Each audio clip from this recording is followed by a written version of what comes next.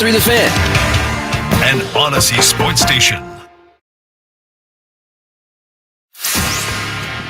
Listen up, Friar Faithful. 97.3 The Fan's Padres Roundtable is on the air. Unbelievable! It's time to discuss everything going on with the Padres. The 97.3 The Fan crew is here for the most in-depth discussion on the Friars in our weekly Padres Roundtable, delivered by San Diego Roundtable Pizza. And now, here's your host, Ben Higgins. Here we go. Final month of the regular season. Welcome into our 97.3 The Fan Padres Roundtable. It is presented commercial-free by San Diego Roundtable Pizza. It really is pizza royalty, and we're joined by what I would say now is the regular gang here of 97.3 The Fan hosts. Matt Scraby on my far left, Stephen Woods, Paul Reindl, Braden Soprenet, and Chris Ello. I'm Ben Higgins. We'll be talking about the San Diego Padres for the next 60 minutes. I have a problem, though. We have gotten to that point in the baseball season after the trade deadline, and things have started to settle in. Padres are playing mostly good baseball, obviously not perfect, but there's not much you can do about it at this point. You can tinker with the lineup a little bit. I think we have talked about that ad nauseum for the last couple of weeks. You can't really make any trades or moves at this point. The team is the team at this point, and as fans, we kind of have to now just sit back and see what happens. Woods, you're kind of nodding. We're kind of at that point that there's not a lot more that can be done. It's the old grin and bear it, man. Grab on, white knuckle, and here we go. It's off for the roller coaster ride that is September with a good team. You know, a team that has aspirations and a team with legitimate potential to go all the way. There's no question about it. I stand behind that. I'd be a moron to say that they will, but I don't think any team can say that right now. And you're right. You really have to just kind of wear it. I've said it many times. They give us the soup. You can either eat the soup or you don't. That's it. I mean, you can't sit and play with the soup. You just have to eat it or you don't. That's it. And you eat the soup or do you drink the soup? I eat the soup. That's drinking, though. That's true. Depends if it's the chunky soup you can eat with a fork.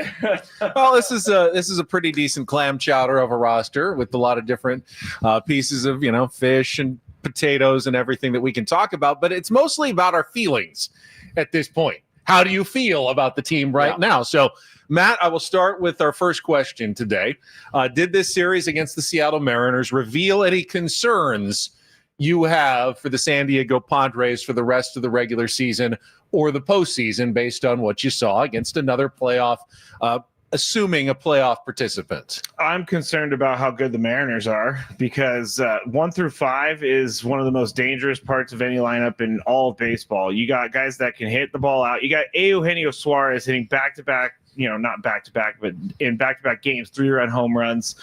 What I'm concerned about a little bit is how when they get ahead early, they don't put more runs on the board. And I know that they have great pitching, so maybe it's like, hey, let's just status quo. Let's get our pitching. We'll win 5-0, no big deal.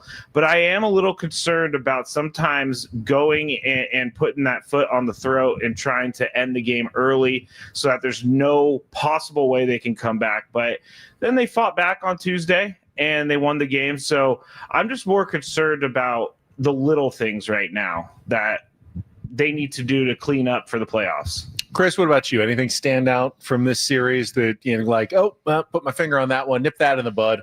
No, I think I actually saw some things I really liked in this series. I mean, I could point to the fact that they've still only won one series all year against a winning team on the road, which sounds drastic, but then I looked it up. The Dodgers have only won 3 of those. So, teams you don't beat good teams on the road. That's what makes them good teams. So it didn't lose any confidence. I actually gained a little confidence watching Fernando taking some balls, one over the fence, but hitting a couple up against the fence. I saw a couple of outfielders racing to the warning track. So I'm hoping that is a sign that he's going to start again hitting the ball with some more authority. Other than that, I already know that the Mariners have more power than we do, and we have to find other ways. But no, I'm fine. Woods, what about you? Anything standing out from that series against the Mariners? I really covet Brian Wu. I tell you that. That's one thing that stands out. I would do almost anything to have a guy like that. I really enjoyed watching him pitch yesterday. I did. And probably the first time I've watched him pitch this season. And they throw those gaudy numbers up there, and you're like, great. That's should be a tough test for the fellas. I mean, what stood out to me is that Manny Machado's got to get it going. You know, he's really, really dying right now. I know he had a couple hits on Tuesday, but none of which looked like the Manny Machado that we know when he's locked in. He's got to get it going, certainly. We're not going to go anywhere without him. I think worry, not so much. I wasn't upset about losing yesterday's game. And actually, I know people hate when they say this, but I appreciated the battle back yesterday. I did. They grinded some out and they got close and, had a chance to tie the ball game late and win the ball game. So I'm not too worried. Braden, how are the feels at the moment for you with the Padres? It feels good. I don't think anything that happened this week made anything worse. I know losing 2 out of 3 is not great. I know you look at the standings and being, 2 games, essentially 3 games back now of a division is not necessarily the best, but this is the last 3 games against a team that was going to be very good on your schedule. I know there's a couple left at the end of the year with Milwaukee and the New York Mets, but you're about to embark on playing a bunch of teams that aren't very good where you can get right and hopefully get on a little bit of a roll. And this was finishing up a really brutal stretch for the Padres, at least that we all thought going into it. So from that standpoint, I think it's fine. You're going to lose series every once in a while. They're not going to win every single series. And like Wood said, I like the way they battled in pretty much all of the games this week in Seattle. They did answer when they would drop to a deficit. Now, I don't like them blowing a couple of leads that they did on Monday and Tuesday. They got to be able to add on, but if that's really the only problem, I think we're okay moving into the next series. These are all Mike Schilt approved answers to the first question of the roundtable. Paul, anything else that you'd like to add that Mike Schilt would love to hear about his team right now? Actually, probably not. Schilt, turn it off. I'm a little surprised that nobody brought up what I was about to bring up because I'm thinking this might be a little critical now. I'm concerned with Yu Darvish and, of course, with Dylan Cease. And I'm concerned with the Jekyll and Hyde every other start inconsistency. Inconsistency drives me, at least as a fan, insane. If you're throwing out Kyle Hart as the 5th guy in your rotation or, a JP Sears, somebody that like a 4 or 5 ERA and you're like, that's our 5th guy. Like you kind of know what you're expecting going into that. You have no idea what to expect right now with Dylan Cease in particular. And also now Yu Darvish, who will show us signs of brilliance. Like I fully expect you to go 7 strong innings in his next start, and then we'll have the same conversation. Is he back? I don't know, because then he goes out and then has another rough start. It's the inconsistency is concerning, especially as you get down the stretch here with regular season games that are going to mean a lot and postseason games that are going to mean even more. How do you account for that? How do you plan for? Right now, 2/5 of your rotation, 2 guys that you need to lean on, and you have no idea which version of that pitcher you're going to get. I'm not surprised someone brought up starting pitching. I thought that would be certainly one of the areas where you felt like the Padres need to get more for the rest of the regular season, if not the playoffs, where you can lean on your bullpen a little bit more, but they're not getting deep enough efforts from a majority of their starting pitchers. We talked about it on our show. I did some Chris Ello type research, except I did it digitally. Chris would write in very small print on a piece of paper and would have all these numbers lined up. I would not write. I have an abacus. Even better, because he's microfiche. He's good at this. But I felt very Chris Ello-like when I went this morning, and I went back 21 games to really look at the Padres starting pitching and what has been the issue. And the Padres have played pretty well. They're 13-8 over their last 21. But the starting pitching has really done well. They have not given up that many hits, both starting pitching and bullpen. They've out-hit their opponents 180 to 131. 131 hits in 21 games is only about a little over 6 a game. So you're not giving up much in terms of hits. Here's what's killing the Padres. In those same games, they've been out-homered 29 to 21. That's almost 1 out of every 4.5 hits that the Padres are giving up. They don't give up many, but when they do, they leave the ballpark. Well, and did your research account for like solo home runs versus with guys on? Because it really feels like we get a lot of the solos and we give up a lot of the 3-runs. Yeah, there certainly has been more than a fair share of 3-run homers. Padres did have a grand slam the other day that was important in a victory. but I don't know what to do about that. Your pitching has been very, very good almost the entire game, except when you do give it up, you give it up big.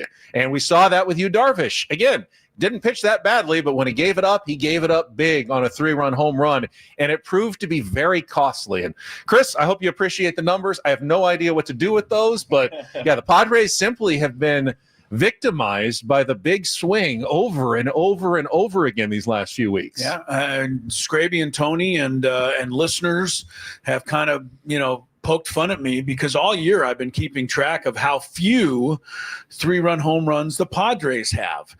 So not only have they been giving them up, Ben, the Padres don't hit many of them. I believe they have 8 3-run home runs this year, and I believe that's the least in baseball. They did get their 3rd grand slam. I don't know what you do. I mean, what do you try harder when there's 2 men on base? Pitch better, I guess. I don't know how you account for that. Maybe the fact that they're so low in 3-run homers, just the fact they're low in home runs overall. But 3-run homers win games and then lose if you give them up. You got to bear down, I guess, a little more in those situations. But it's a great point. I'm glad someone else has kind of noticed it because I've been following it along all year, and Scraby and Tony keep saying, well, what does that really mean? Right. I go, I don't know what it means. I just know it's there. And I know I don't like it. I don't know. Right. I don't know if it's the Padres need to hit more or their pitchers need to give up fewer. Neither is that easy just to do. And, right. And Woods, you made the point this morning. Boy, don't we sound like a bunch of geniuses? Give up less home runs and hit more home runs. Brilliant. It's not that hard, guys. As Woods said, the Padres put together a roster this year. It's not like it's filled with 5'7" weaklings throughout the lineup. They've got big, strong guys who are certainly capable of hitting home runs. They were supposed to. Yeah, right? they're just not doing it this year. Yeah, they were supposed to. The Manny Machado with 21 homers, Fernando Tatis Jr. with 18 homers.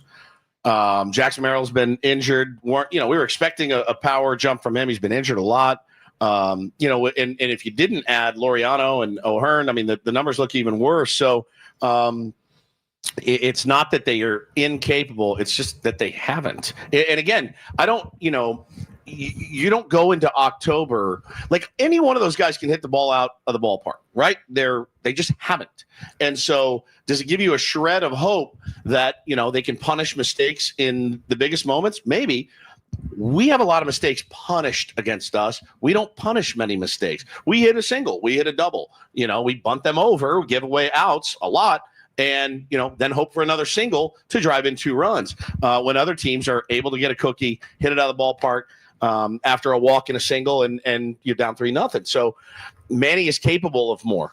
Fernando is capable of more. A lot of those guys in the lineup are capable of more. It's our 97.3 The Fan Padres Roundtable, presented commercial-free by San Diego Roundtable Pizza. It really is pizza royalty. One other concern that saw during that series, and he still contributed in a big time toward the win on Tuesday, was Freddie Fermin, but his numbers have dropped off precipitously over the last 9 or 10 games or so. I think he's 3 for his last 30. And I wonder, because we saw it with Bob Melvin riding, Austin Nola too hard in the playoffs. And now Mike Schilt has his new catcher, who's certainly an upgrade over what they had before, but been riding him really hard. I think they looked at Freddie Fermin and said, hasn't played that much because he was behind Salvador Perez all year, so he's got some legs under him. Let's use him a lot. But after just like 3 weeks, after the hot start, all of a sudden it looks like it may be taking its toll. Do you think, Braden, they're going to have to be a little more cautious and conservative with their use of Freddie Fermin and put Elias Diaz back into the lineup maybe a couple of times a week as opposed to the once a week he's been playing over the last month? Yeah, I think so. That's why when, the lineups come out and people freak out that Diaz is in the lineup instead of Fermin, my response is always, well, he's going to have to start eventually because this guy can't catch every single day for the Padres as much as you would like him to. And that's why, you have 2 catchers. So, for me, for the rest of the season, it'd be nice to have Diaz catch a little bit more, than he has been, just to keep Fermin fresh. But as long as Fermin feels like he's ready to go and can compete by the time it comes to the playoffs, then I think it'd be okay. But until then, to me, the Padres, like you're trying to track down the Dodgers for the division, but at the same time, like you're most likely very high percentage, as you said, 99.5% chance of making the postseason. They're going to be in the postseason, and I'd rather have your guys fresh and ready to go, the ones that are going to be postseason players every day, fresh and ready to go. So I think the Padres should use Diaz a little bit more. It might not be great for offensive production, but look, you saw Diaz play the other day on a Sunday, hit a bomb. Yep. So maybe him, having more days off than he was at the beginning of the season makes Diaz slightly better. That's an interesting point that Braden just brought up, and I hadn't really even thought of it. Matt Scraby, is it potentially more valuable instead of chasing with all your might to try to chase down the Dodgers and win the division and maybe get that first round bye? Hey, let's just treat these last games like normal games. Let's rest guys. Let's try to play well, obviously, and win, but let's be fresh for the playoffs. And if that means we have to play a wild card series, it means we might have to go on the road for a wild card series. We'll do so at peak strength rather than having just finished an absolute sprint of a month where we tried to chase down the Dodgers, but maybe ultimately weren't able to secure that bye in the first round. Is there a validity all to approaching this last month in a more laid back fashion? I don't know if that's the word to it, but yeah, I think there is, because you don't want to see them gas when they get into the playoffs. You don't want to see them grinding for the last month when they get into the playoffs. And I think that this team, they should just focus on them and not worry about the Dodgers, not worry about the wild card, and just play their game. Because when they play their game, they're very good and they win games, and they have a really easy September left here on the schedule. So maybe winning will help take care of some of that resting. But I would like to see some guys get some time off if they can do that down the stretch. I think it's important. And I think that I want to see more Diaz too. I was reading this thing about him earlier this week, and he says that he is now Pavetta Day, my day. I spend all week preparing for that. And I also get time in the cages more now. I get time to do other stuff. So maybe Diaz, this is going to help him a little bit. Like Braden said, he hit a bomb on Sunday. So why not put him in there a couple more times over the last month? It makes a lot of sense to me, Paulie, but I also know if the Padres ended up tied with the Dodgers at the end of the year and lost the tiebreaker, and Mike Sheldon started Bryce Johnson 3 times to get, Fernando and Laureano some days off so that they were fresh, and they lost, we'd all be going crazy like, oh man, if you had just gone for it, we could be sitting here maybe with a bye in the first round of the playoffs. Yeah, I don't know if I don't know, man. I think this is kind of when it starts to ramp up for playoff caliber teams. I don't think you take your foot off the gas even a little bit. And I know that for the most part, if you looked at the 56 years of Padres history, these games in September, for the most part, have been irrelevant. They're not anymore. They're very relevant. And the Padres, you hope, are going to be relevant late August, early September every year from here on out. It's not always going to be the case. But right now with this squad, these are playoff games. Did anybody think the 3 in Seattle didn't feel like playoff games? What about the 3 before that against the Dodgers? That definitely felt like some playoff games. Even these games, with the strength of schedule being what it is, I think it's even more important. Yeah. You don't have to go balls to the wall, full throttle. Hey, we got a 4-run lead, but here comes Mason Miller. Like, I don't think you change anything. I think you just stick with what has been working. And if it's a 2-1 ball game against the lowly Rockies, guess what? Here comes the fist or whatever that we're calling the bullpen. Like, you still have to play your game, because home field advantage does make a difference. If it doesn't work out and you end up in the wild card, great. You want to be at home. You don't want to go on the road to New York or to Chicago or Philly or anything like that. I think the Brewers they've all but clinched the number 1 spot. They are far and away better than everybody, but you have to take care of business against these lower level teams.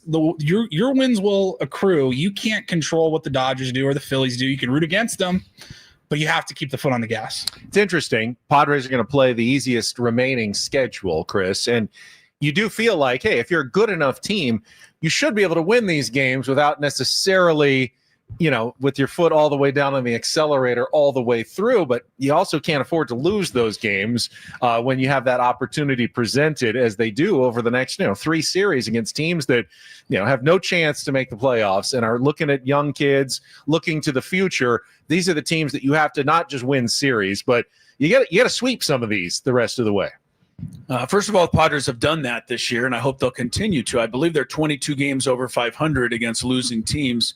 That has been one of their secret sauces. Secondly, I really do think you have to get a bye in the first round of the playoffs if you can get it. I'll go back to almost the first thing we talked about today. The Padres have won one series on the road against a winning team. If they finish right now in the 5 spot, they will go to Wrigley Field. They will have to win a series that weekend to advance in the playoffs. Not easily done. So if you can get the division or even at least get home field for the wild card, you do it. And I don't think you have to do anything special. Like Paulie said, this isn't basketball. You're not asking guys to play 48 minutes. It's not football. I mean, you're just going up there, take your at-bats, play your game, do what you do, and let the chips fall where they may. But I guess mentally you could say, should you keep your foot on the gas? And I think you should. I mean, get yourself ready for the postseason. That's the best way to do it. I fully understand. I get the rest. But the reward will be I don't want to call it a sprint because I don't think you need to change anything one way or the other. But I think if you get that first round bye or at least home field advantage, that's your reward for grinding it out over these last 4 weeks of the season. It's a mentality too. I mean, you've seen so many teams cruise through August and September and have the division locked up, for many years. And the Braves have done it. The Dodgers have done it a bunch, and you get to October, and it's a whole different ballgame. Listen, if you can't get up for October playoff baseball and you're tired, I don't know what to tell you. You're in the wrong business. I mean, that's what you live for. It's what you grind so hard for. And if you can't get up for those games and you're tired in those games, I don't think I want you here. Honestly, and it's certainly not an excuse. Nor is that bye week of rest, the rest versus rust, never an excuse. Never. It's never an excuse. Get the bye, and you'll have a couple days to rest. That was 100%. No one would be unhappy without nobody, outcome, for sure. It's our 97.3 The Fan Padres Roundtable, presented commercial-free by San Diego Roundtable Pizza. It really is pizza royalty. And ultimately, once again, we're dipping our toes into the water of how should Mike Shildt be managing this team, which is silly for the 6 of us to sit and tell a lifelong baseball guy how he should be doing his job. But that's kind of what our job is, to tell him how to do his job, or at least give people how to do their jobs. And we had Saris on this morning, and he made the suggestion that the Padres would be perhaps better served by getting a little chaotic, he said, in the playoffs, and being willing to think outside the box, be unorthodox when it comes to the usage of Dylan Sheets, lineup construction. Who is Dylan Sheets? Who is Dylan? Did that again. Gavin Sheets, Dylan Cease, and having their lineup construction and be willing to change things up a little bit. I don't see Mike Shildt as being the kind of guy who appreciates chaos. So I said it on the show this morning, and I said, man, all right, I love the idea. And in a fun radio conversation, it makes a lot of sense. And for a lot of people, a lot of managers, they're comfortable doing it. I think Dave Roberts is comfortable with a little chaos. I think he is. He certainly proved it last year. I think Kevin Cash and AJ Hinch was watching AJ Hinch manage last year. Knowing he had one starting pitcher in Tarek Skubal was amazing. Now, they didn't get very far, but they got a hell of a lot further than they would have had he gone, I've got a game 1 starter, a game 2 starter, and a game 3 starter. I'm going to let him go 5, and then I'm going to go to my bullpen. You were going to be asking maybe the most old school baseball guy there is to say, all right, man, throw it all out the window. We're going to get nuts here. Nestor Cortez is going to start. Dylan Cease. I know you got me calling. Dylan Cease is going to come in the 3rd, right? Like, are we going to ask Mike Shildt to do that? Are we going to ask him to manage differently? I don't know. What do we say about the NFL? Is that a good idea? Is it a good idea? Like, we always say about the NFL, like, stick to what got you there. Like, don't manage differently in the playoffs than you normally would. But I'm in favor of it because I love chaos. I think it's brilliant. And I think, any edge you can get is a good one. But if that makes Schulte uncomfortable, is it a good idea? Correct. I'll ask Braden, because I think football is the sport in which the regular season feels most like the playoffs, because there's so few games. You kind of have to treat every game like a playoff game. Baseball, the playoffs are a completely different entity than the regular season. There's more days off. The games are much more meaningful. you almost have to have a different Different strategy in baseball. You're not doing it right if you have the same strategy in the baseball playoffs Of what got as you did there? in the regular season. In football, yeah, you're playing to win every single game as hard as you can. But in baseball, you're not. But you have to in the postseason. So doesn't that require a different strategy? I think so. I think teams that have won the World Series are doing that. I think you see teams that have won the World Series and changed a couple of things. You're seeing teams, as Mike Schilt likes to use the phrase of going after wins. I mean, that's what they're going to do. And they're going to, starting pitchers be damned on certain nights. You got through the order one time. Sounds good. We got a bullpen that's locked down. We're going to go to it. I mean, that's something you would never do in the regular season because you got to play, 162 of these things. And you pace yourself in the playoffs. It's all hands on deck. And I think it's all hands on deck for every pitcher.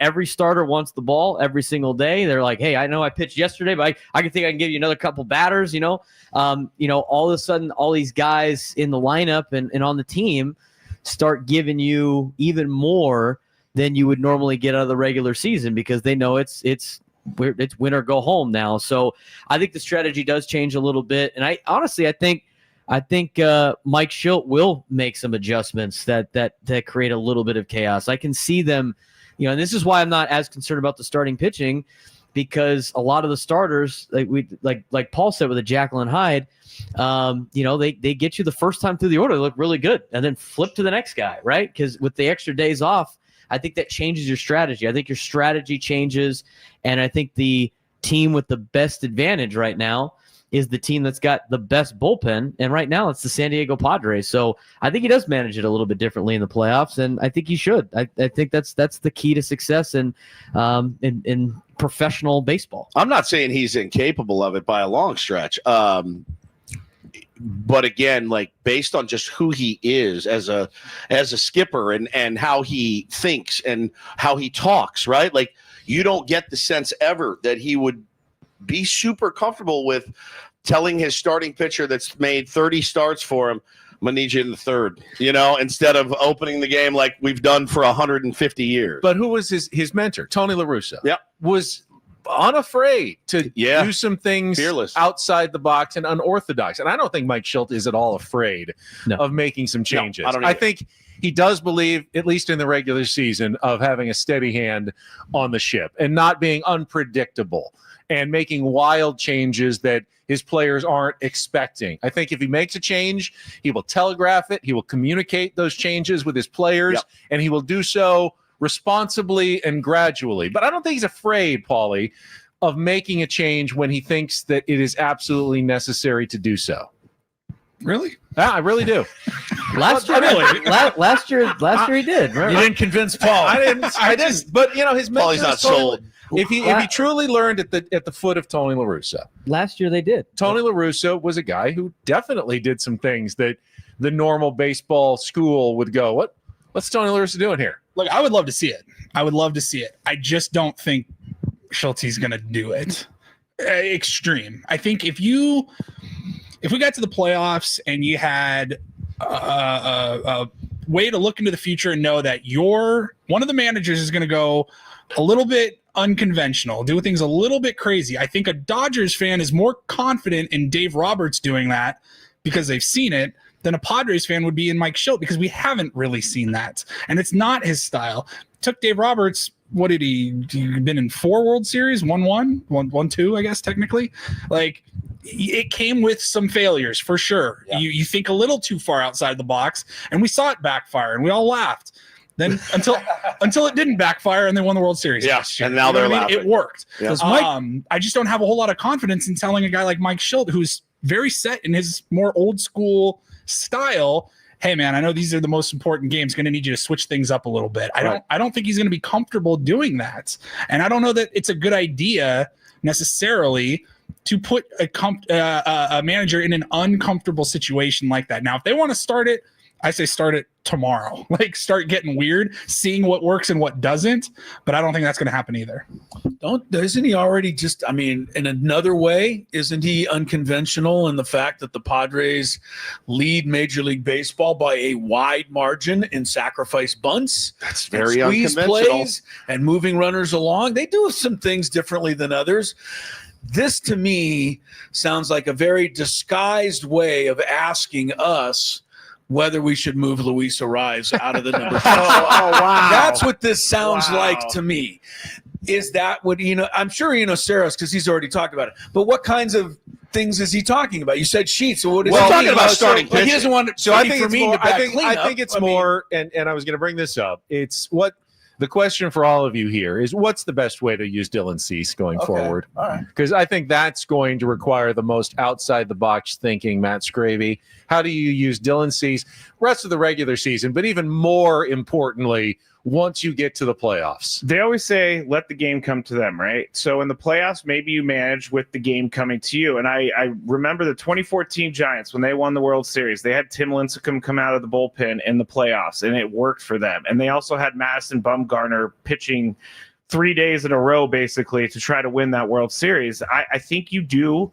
I think you should really consider having Dylan Cease come out of the bullpen, even if it's for an inning. You need one good inning, then let it happen. Because I don't want him to start a playoff game. But he's going to have to. That's the thing that we need to talk about is he's absolutely going to have to start a playoff game. You have to ensure that it's at home and not on the road. That has to be – there are no black and white here. He starts at home at Petco Park.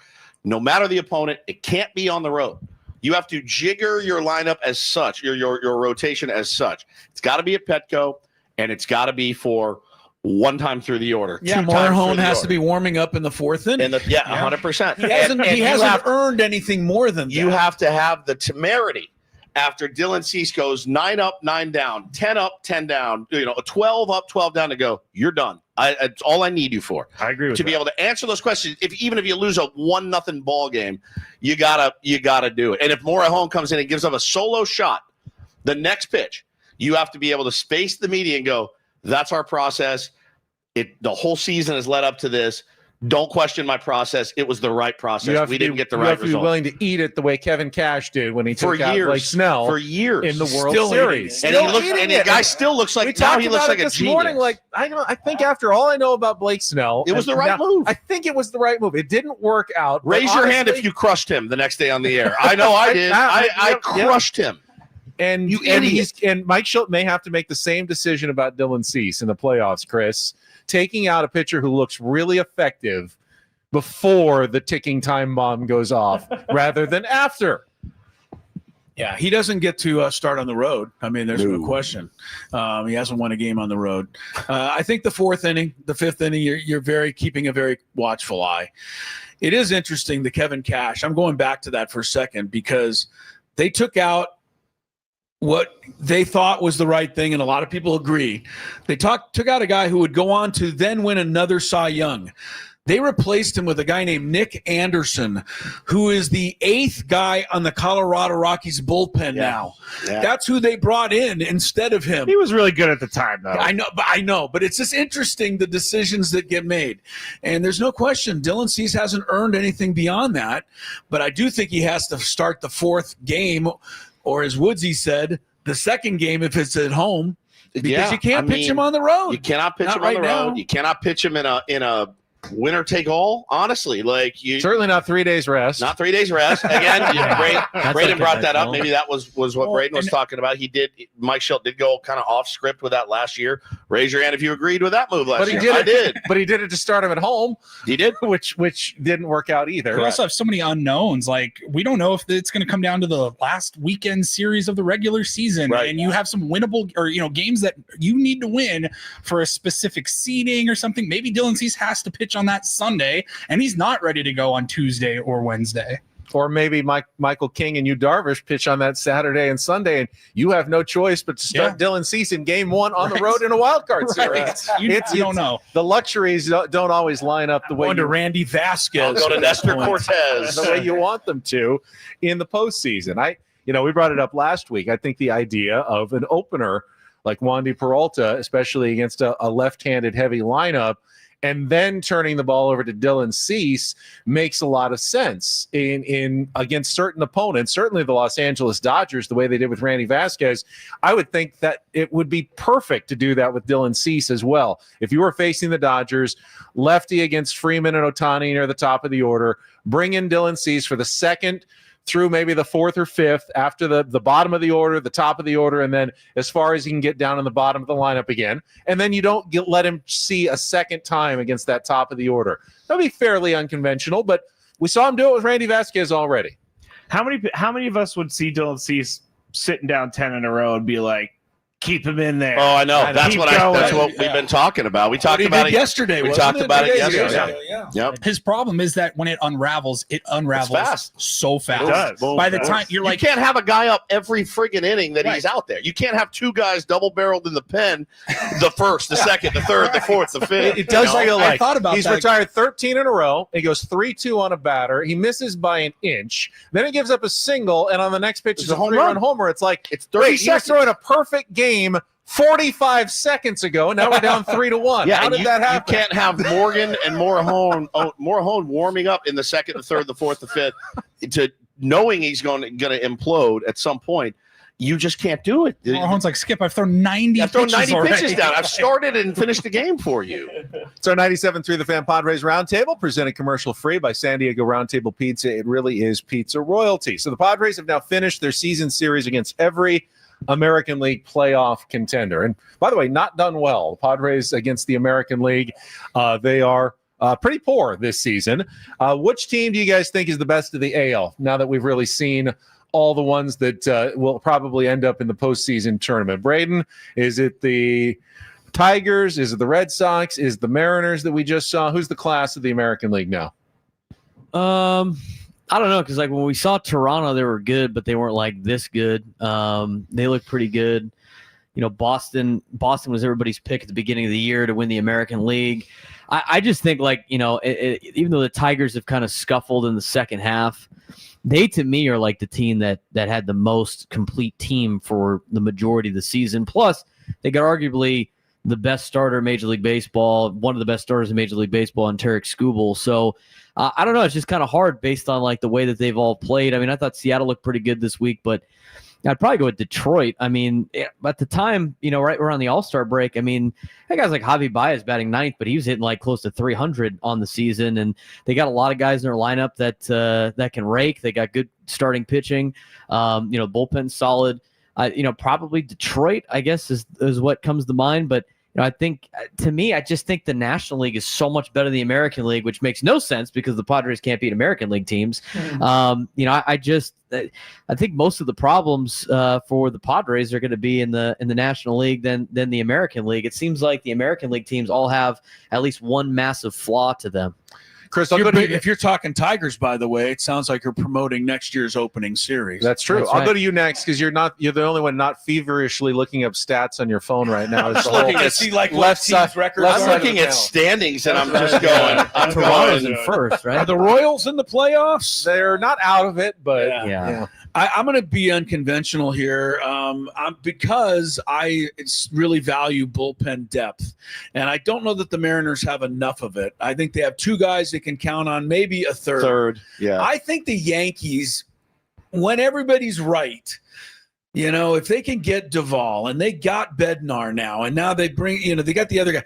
I think Aaron Boone with a healthy lineup can utilize his bullpen. And I wouldn't be shocked if the Yankees could make a run through that American League. I do think it's wide open, though. All right, we got a Tigers, we got a Yankees. Paulie, who do you think is the class of the AL? I'll go with the Blue Jays, but I will start by saying I think the World Series winner comes out of the National League this year. I think it's a little bit tighter in the National League. Now, really, the playoff field, if you're going off the you know, like the fan graphs projections that we're checking every day, the 12 teams have almost been pretty much set in stone now at this point. Like, I think the Mariners were like 89.5% likelihood of making the playoffs, and they were the lowest.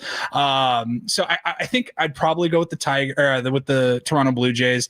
I would agree with Chris. I could see the Yankees going on a run. I think the Mariners have all of the right pieces. they've never even been to a World Series, so it's kind of hard for me to be like, yep, this is the year.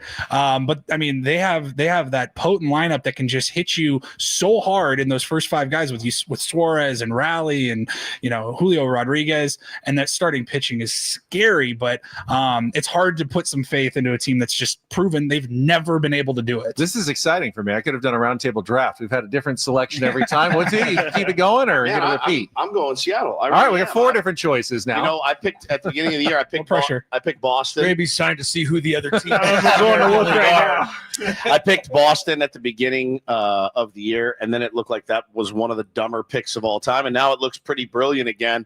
That wouldn't surprise me, but I came away from this series being massively impressed. And they're so far away, you don't see them a lot.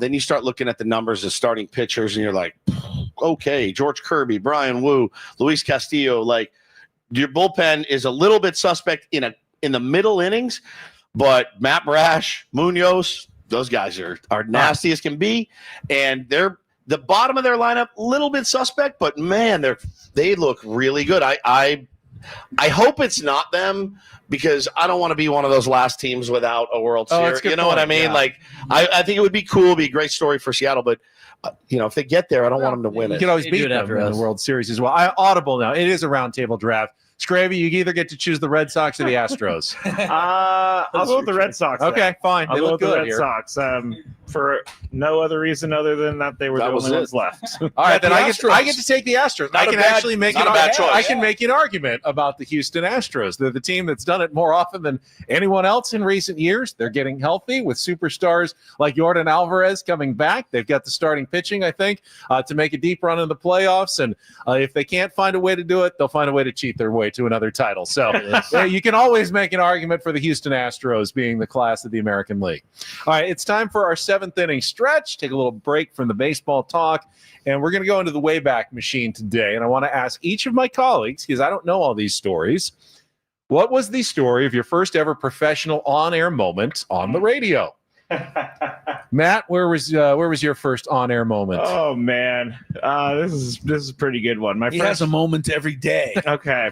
My first on-air moment, I was working across the street, and I was an intern, and I was sent to the grocery store to buy something, and they didn't know I was sent to buy this specific thing, and so it brought me on the air. But I was sent by one of the cast members to the grocery store to buy tampons, and so Nice. when we got back, they found out what I bought.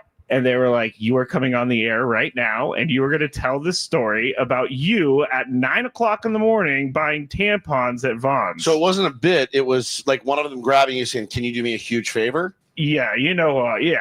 I think I know who it is. Yeah. It was one of those things like, hey, don't tell anyone, but go could down you? there. And I was like, okay, I'm a good intern. I'm going to go do what you're saying. So I'm going to go down there. But I came back and they saw it. And first off, they were angry that I was sent for a personal errand. Right. But they were also like, all right, there's a bit here. Yeah, So, good bit. Yeah, that was my first experience. It was Tomorrow morning, 7 a.m., interesting. Ben buys tampons for the Ben and Wood show. Book it. Now, Woods, were you ever on the air when you worked at a radio station in Dallas in sales? I was on the air all the time. You were on the air. I So what was the- your first time? I was the crazy 25-year-old lunatic sales guy that they would bring in. And to tell you how much radio's changed, they did a bit called Free Beer Friday. And a beer sponsor, a food sponsor, and a gentleman's club. Every Friday in the studio, Oh, the good days. beer would flow. I mean, literally naked women on a pole in the studio going bananas. And I would always make sure that I had the food sponsor or the beer sponsor. Coming up tomorrow at 7:30 on Free Bear Beer Friday. And they would put me on the air, and the host, who ended up bringing me to San Diego, he goes, I don't know how your sales career going, but you're blowing it. This is where you need to be. And I'm like, well, then you get excited and you're like, well, give me a shot. And it eventually came, but that was it. Like the crazy sales guy Woods. Paulie, what about you? I really don't remember like the very first time my voice went out over the radio. Probably while you were running the board on one of the shows. Or, Honestly, no. What it was it had to have been. I just can't pinpoint like the exact details. But when I started in radio, I was an intern over at the Mighty 1090. Did a summer internship, and then the next year I got hired as the promotions assistant. So it was a lot of going down to the racetrack or the beach or something. You're handing out stickers, and then finally they said, "Hey, we don't have anybody else, so you're going to set up the swag station, but you also have to set up the broadcast for, Coach Quintero is doing a Saturday show or something." And so you sit there, you get your headphones, you're getting the mic levels, everything good. And like, I think at one point he was like, "Hey, Paulie, how you doing?" And I'm like, "Hey, how's it going?" Something like that. It was just very minimal. Other than that, I don't remember like the first day, but I know it was something like that. Braden, what about you? Well, my college radio station in at TCU was a blowtorch of an antenna throughout the whole DFW area. So, I would consider that probably my first time on air for radio. I used to do this. We had to sign up for shifts as part of class, and I got the 10 p.m. to 1 a.m. college radio shift. That's fun though. On KTCU. Did you play music or was it just it pop? was a music show, so it was fun. But the thing is like during the day, Woods, we played the worst music ever. I can relate. It was like Americana. I don't know. That's great stuff. I would have loved that. No, it was like it was like Texas country and just boring country, like not like some of the stuff that. So you didn't get to pick the music. Well, that was during the day. And then at night, anytime after 10 o'clock, they said, play whatever you want. Safe harbor. So, yeah. That's a dream. So me and the other guy that did the shift, and he brought in his buddy, and his buddy was a punter at Ole Miss. And so we'd play like alternative rock music and some good stuff. Probably a lot of stuff that 94.9 used to play back in the day. Yeah. And then we do bits and stuff like that, and had some fun, and we'd stay up till 1 a.m. And then the other and then with that station is, it was not commercial, so like everything had to be like underwriting stuff. We couldn't play ads, right? We were just playing stuff from Spotify through the air, jumping on whatever we wanted. Segments for like 20 minutes. That's maybe elite like radio 3 minutes. Right there. That's how it should be. That's how it should be. We'd go hang out in like the comment area and eat pizza and watch, Thursday night football or whatever it was. And then at the end, they only had a broadcast right for like 6 a.m. to 1 a.m. So I had to turn the signal off. Yeah. Every single night, at 1 a.m. And it was just like we'd sign off. We'd play some Van Halen song, the same every time, and then it would just be like dead air for like until the 6 a.m. shift. Yeah, hilarious. It's honestly how it should be, man. It was awesome. They've taken away a lot of the personalities' freedom to. That's how you get to know personality, by what they like, what they say, what they play. And they're like, nope, you're going to play this playlist. College radio at San Diego State, they would do hour blocks, and you would sign up for a block. And like literally from, call it 8 to 9 a.m. It didn't matter what time of day or what day of the week. Like that was your block. And if you didn't show up, it would be dead air for an hour. If you did show up, like I remember one time there were like a couple of girls doing a music show or whatever, and they literally just had an iPod that they just plugged in a wire, and they were just playing songs and talking about it. And there were no copyright infringements. It was just YouTube's not blocking you. The guy before me he was even like it was just some random dude that would like every Thursday he had this like jazz show. Yeah, so like he had like jazz show on before us, and it was like we just like hang out and wait for him to finish. That's the best radio. And we used to have this guy, the Tim Meadows SNL sketch. It's the Quiet Storm. Overnight we used radio. to have this guy call in too. He was called Antenna Man. He was like the craziest dude ever that would just call in and what's his name? Antenna Man. Antenna Man. He was wild, dude. There was some crazy times at college radio. Braden brings up the going off the air song. Chris remembers this at the old 690 station. They didn't go off the air, but you had to play the Mexican national anthem. I remember listening at midnight every single night. And my first on-air shift actually came even after the Mexican national anthem. It was so late at night, but we used to have local programming on some nights until 1 or even 2 a.m. And someone needed to do sports updates at the top and bottom of every hour. And I remember who I think it might have been Craig had to leave, and no one was there to do the 12:30 a.m. sports update. And I was like the new guy, the producer, and I'm like, can I do it? Can you let me on there? I was so nervous to give the scores of like Orioles 5, Indians 2 in a 12:30 in the morning. Yeah, but you got a certain amount of time. You got to get that. 3 minutes. I had 3 minutes, which was felt like an lifetime. eternity That's a long to be on the air to do a sports sports update. update. But it was a 3-minute sports update. You got the bed. It was firing. I remember my heart absolutely racing. Dude, with this sports update. Like, I'm Ben Higgins with this sports update. It was terrifying. Now, Chris, you started as a writer. Los Angeles Times. When did you Wolfman switch over Jack. to the radio? I was going to say I might have been on my college radio station, but radio hadn't been invented yet Yes. when I went to college. I'm just going to go. I mean, there's a few different times I started, but I think the first time I really got any traction was doing sports updates late at night that you just talked about on a weekday night when the sports doctor John Chalesnik had a show, and some will remember his name around here. Yeah, Doc reached out to me last week. He just came to in. make sure. He came and Okay, talked it to was my nice. class at TCU when I I was went a to. student there. I took a sports radio class at Palomar, and he was the teacher. We all know Sports John doctor was Chalesnik. doing a show, and it was late at night. Nothing was happening. He said, "Would you like to come in and do a segment with me?" And I said, "Of course." And he brought me in. We did 15 minutes. The phone rang the next day, and it was our program director, Howard Friedman. And he said, Chris, yeah. I mean, he was calling me. I was like the worst update guy. It was shocking. So I didn't understand why he was even calling. He goes, I got John Chalesnik patched through on the other line. John, are you there? Yes. Chris, you there? Yes. All right, guys, listen up. Last night, I understand, John, you brought Chris on without telling anybody about that. Oh, If you guys ever do that again, you're both fired. Wow. Whoa, Damn. Next sentence. But it was quite good. Ah. I think you guys should go together. That sounds like a program director. And That's that's right. exactly It does, how it I does. got my first little thing. That's amazing. And it was the sports doctor. And then somebody called in and gave me the nickname of the specialist. And That's we right. started away. Sports You're the doctor and specialist. specialist. That's right. I Why were remember you the that. I listened, Sports doctor I listened to that specialist. show. There you go. Absolutely. Nobody is surprised by that, Ben. That's Nobody is surprised. It's our 97.3 The Fan Padres Roundtable, presented commercial-free by San Diego Roundtable Pizza. All right, let's just look ahead. Padres have their next 6 between now and our next roundtable against the Twins. And Orioles seems like a great time to make some hay, but the Dodgers are playing the D-backs and the Pirates. So, I mean, Paul how Skeens. many do you have to win here? I don't think they're going to pitch Paul I think they'd Skeens. miss Miss him. I think they're going to miss him. Skeens I mean, afraid of maybe the a Bubba Dodgers Chandler, in the though. Do you feel like do you feel like the Padres have to go 6-0, Matt, to gain any ground on the Dodgers? Like No. maybe they'll lose one. No, the Dodgers haven't been. They haven't been invincible. They've lost to some really bad teams this year. They got swept by the Angels. They went into Colorado, split that 4-game series.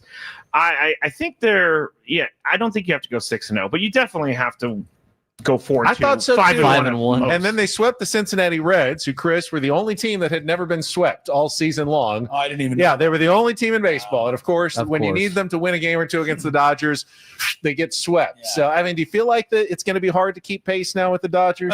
It seems that way. 2 games sounds like a lot more than like had the Reds won last night. We were just 1 out. Yep. But we're only 1 day away again from being 1 out. So I don't worry about it. I'd like to go 5-1, but I'd mostly like to go 5-1 in these next 6 games, just to go 5-1. Yes. You know, I'm not going to really worry Yeah. about what they do. I think it's going to take 94, 95 wins now at the end. And, the Dodgers go 98, 99, then I'm going to have to probably let them have it. Sure. But let's just play good baseball here. And, I thank you, Ben, for making it through the whole show without asking any of us whether to move or I rise didn't down want to in talk the about order. it again, Thank honestly. you so much. I think, Chris, I'll talk about 11. I know you will, and Yeah, I I'm know gonna we'll call have to in. talk about it later. Chris, kudos to you for not coming in and saying this today on the roundtable.